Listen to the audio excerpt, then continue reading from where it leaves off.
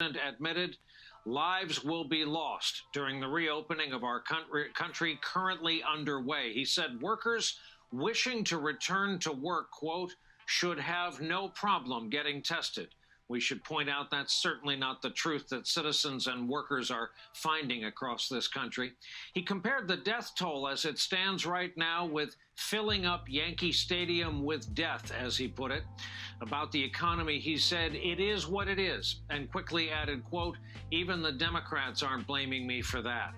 When asked about why he diminished the threat of the coronavirus early on, he said again today, quote, I want to be a cheerleader for this country. Back in the real world tonight, the death toll here in the U.S. stands at 70,972. The number of confirmed cases now well over 1.2 million, but we quickly add, as we always do, only about 2% of our population has been tested at all. And tonight, a new whistleblower complaint from the government's top vaccine official paints a damning portrait of the administration's response to this pandemic.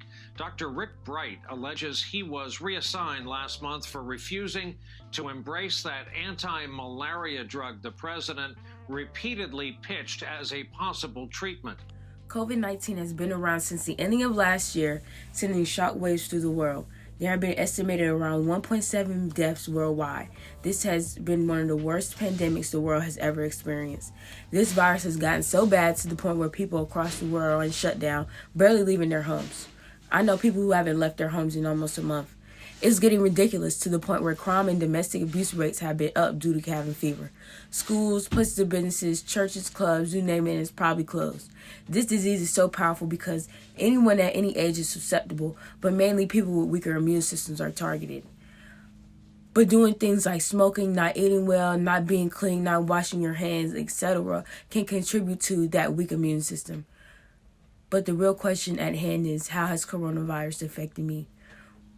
Well, now that it's in its full effect, I'm back home at my parents' house, and we are doing school online with Zoom sessions and Zoom advisory meetings.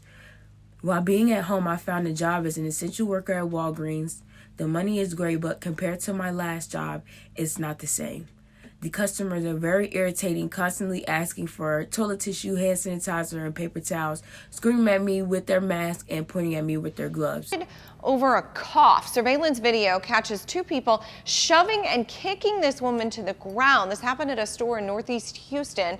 A woman named Ashley was sitting down playing a slot machine in the store next to a couple. She coughed, and then the woman yelled at her for doing so. The victim asked the manager if he could get the couple to leave the store. That's when you... Compared to my last job at Applebee's, it's not much better. Applebee's in Greensboro laid off their employees like other non-essential businesses early in March. But aside from academics and work, I haven't been able to treat myself to the nail salon or even get my hair done. Both are things I love to do quite often. Also, I haven't hung out with my friends in weeks, and I'm starting to forget their voices. Just kidding. But seriously, it's not cool having to FaceTime your best friends when, in any case, you could ordinarily go in their house. Coronavirus has impacted me specifically. It hasn't been the best experience, but I'm learning different things daily, and for that matter, I do think it was vital for this time to happen.